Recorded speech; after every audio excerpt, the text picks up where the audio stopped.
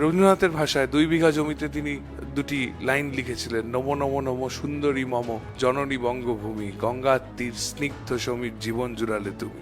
এই বঙ্গভূমিকে যখন ক্রমাগতভাবে দেখি আক্রমণ ফেস করতে, যখন তাকে আক্রমণ করা হয়, সেই জায়গায় দাঁড়িয়ে কোথাও গিয়ে গায়ে লাগে। বারবার দেখবেন বাংলাকে কেন্দ্র করে একটা নেগেটিভ ন্যারেটিভ চারিদিকে, যে বাংলায় কিছুই হচ্ছে না, বাংলায় সব খারাপ হয়। সেই জায়গায় বাঙালি হিসেবে দাঁড়িয়ে আমার খারাপ লাগে যে 5,906টা কেস, তার মধ্যে disproportionately high number of cases are directed at the opposition.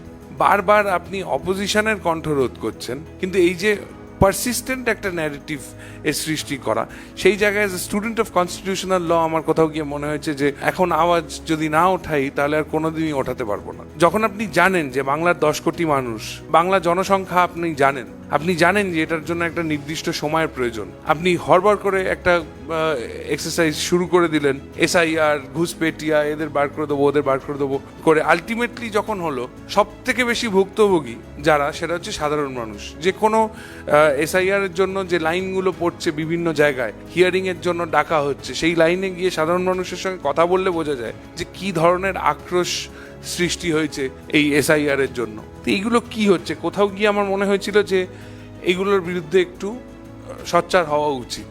বাংলায় কথা বলছি আমি, তার মানে আমি বাংলাদেশি হয়ে গেলাম? বাংলায় কথা বলাটা কবে থেকে অপরাধ হলো?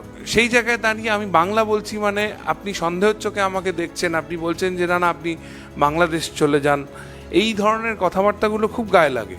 যে ভাষা, যে ভূমি আপনাকে রবীন্দ্রনাথ দিয়েছে, যে ভূমি আপনাকে বঙ্কিমচন্দ্র চট্টোপাধ্যায় দিয়েছে, যে ভাষা আপনাকে আপনার জাতীয় গীত বন্দে মাতরম দিয়েছে, জাতীয় সঙ্গীত জনগণ মন দিয়েছে, সেই ভাষা যদি বলা অপরাধ হয়, তাহলে বাঙালি হিসেবে আমার মনে হয়েছিল যে এইবার আওয়াজ তোলা উচিত।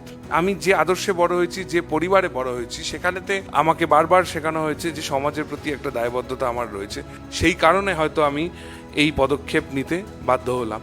এবং অসংখ্য ধন্যবাদ আমি জ্ঞাপন করতে চাই মাননীয় মুখ্যমন্ত্রীকে, আমাদের রাজ্যের শ্রী অভিষেক বন্দ্যোপাধ্যায়কে, এবং the entire senior leadership of the Trinamool Congress, যে আমাকে তাদের এই মুভমেন্টে অংশগ্রহণ করার সুযোগ দেওয়া হয়েছে।